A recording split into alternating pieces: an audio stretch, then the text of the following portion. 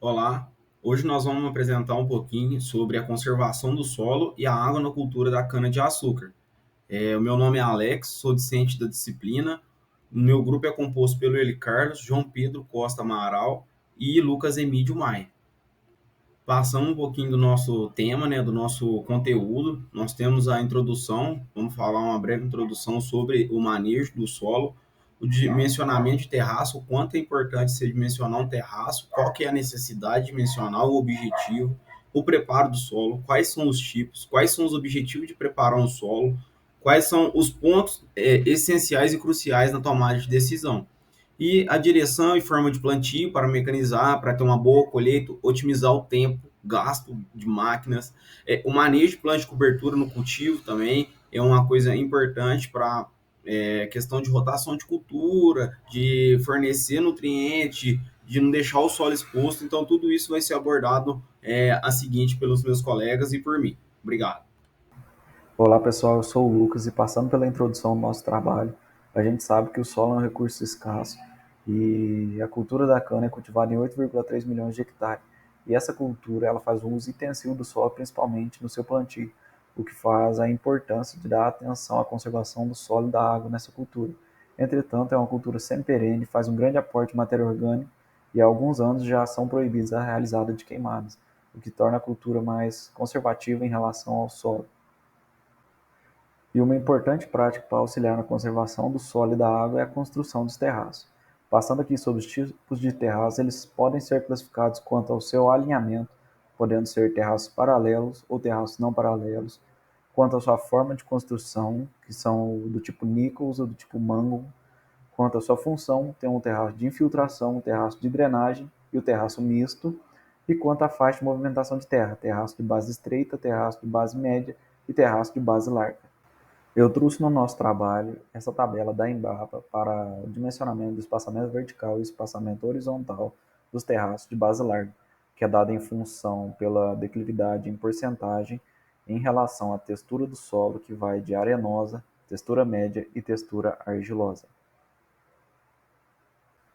Mas de forma geral, no dimensionamento de terraços, a gente pode trabalhar com a fórmula de Bentley, onde o espaçamento vertical em metros é dado pela declividade máxima da área em porcentagem dividida por x, que é uma variável dada pelo tipo de solo, tipo de cultura, tipo de prática conservacionista, resistência do solo à erosão, que é retirado da tabela ao lado demonstrado.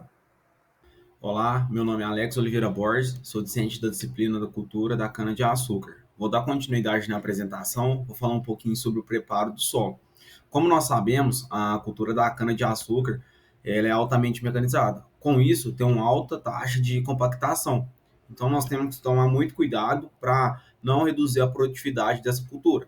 Uma reforma do canavial gira em torno de 5 anos, 6 anos, mas isso depende da produtividade de cada talhão. E isso pode ser adiado de 7 para 8 ou até mais anos, dependendo aí do histórico de produtividade. E qual que é o objetivo do preparo do solo, né?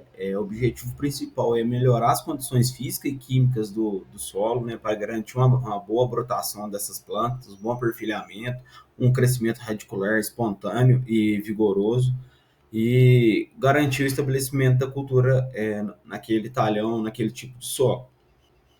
E quais são os fatores, né, que nós devemos limitar ou atenuar em cada talhão? Compactação, adensamento, encharcamento, falando do físico, né, o químico, ter baixo teor dos nutrientes como alumínio, manganês e sais de sódio, os biológicos, vamos citar aí os nematóides, cupins, entre outros, né, insetos aí, sugadores ou insetos aí que estão ali no solo, que vão afetar o desenvolvimento dessa cultura. E como nós vamos preparar esse solo? Nós temos três cultivos, né? O convencional, que é o que? O revolvimento ali do solo com grade, arado, um subsolador, se caso necessita. Nós vamos revolver esse solo. Nós temos um cultivo mínimo, né? Que, por exemplo, podemos plantar uma braquiária antes. Dessa braquiária vamos fazer só o suco de plantio e plantar. Podemos fazer o plantio direto também, em cima da palhada. Então, temos vários manejos aí para diferentes ocasiões, diferentes produtores e diferentes níveis tecnológicos. Vale ressaltar também que cada produtor tem um aporte financeiro e isso vai influenciar no manejo de cada talhão e de cada propriedade. É, uma coisa que vale ressaltar que a cultivo da cana-de-açúcar, né, leva bastante em consideração a questão da erosão. Então, o próprio suco aqui, como ele é fundo, ele já consegue reter um pouco de água, reduzir essa taxa de erosão no solo, na propriedade. Olá, eu sou Eli Carlos. Vou estar falando aqui um pouco sobre o manejo de plantas de cobertura no cultivo da cana-de-açúcar e da utilização de plantas de cobertura na reforma no canavial. Qual que é a finalidade de a gente ter essas plantas de cobertura na reforma? É a reciclagem de nutrientes, a proteção do solo, vai proteger aí quando, se vier alguma chuva forte, contra a erosão, vai reter essa umidade para o solo, além de aumentar aí a matéria orgânica. Então, como a cana-de-açúcar se trata de uma cultura que ela é gramínea, é interessante a gente estar fazendo esse manejo aí com a planta de cobertura leguminosa. Dentre elas, a mais usada é a crotalada junce, a gente pode usar também feijão de porco, mucuna preta, entre outros. Elas vão proporcionar para o nosso sistema um aumento aí na mineralização do solo e, além disso, vai aumentar o nitrogênio disponível. Sabendo que é uma leguminosa, ela consegue fazer a fixação biológica de nitrogênio. Além disso, a gente tem o sistema de meiose, que é um método interrotacional ocorrendo simultaneamente. Ele vai proporcionar a gente plantar a cana-de-açúcar juntamente ali com a planta de cobertura. Isso vai proporcionar para a gente, para o sistema, a redução dos custos de implantação, vai melhorar a logística e também vai melhorar as condições do local de cultivo. Olá, tudo bem? Meu nome é João Pedro e eu vou falar um pouco mais sobre a forma do plantio e o que isso pode influenciar na mecanização, já que está ligado diretamente à conservação do solo. A sistematização da direção da linha é muito importante, já que a direção da linha não pode seguir totalmente, muitas vezes, a curva de nível, que é um pretexto para a conservação do solo, porque isso pode impossibilitar a mecanização e talvez impossibilitando a mecanização ou mudando a direção da mecanização, a compactação seria até maior ou pior. A forma de plantio também, que muitas máquinas às vezes não aceitam plantar na curva de nível, não conseguem fazer a curva, então essa deve ter uma sistematização e procurar atender todas as formas.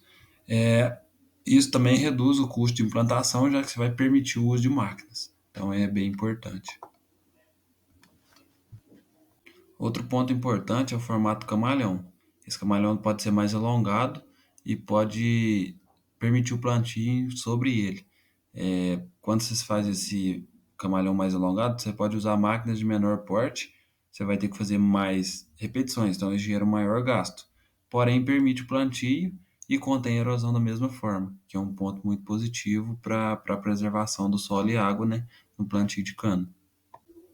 Depois de tudo que foi visto nesse trabalho, fica fácil a gente concluir que é muito importante a conservação do solo e da água para manter esse solo produtivo por mais tempo, para manter as estruturas físico-químicas desse solo e não ter um declínio de produtividade.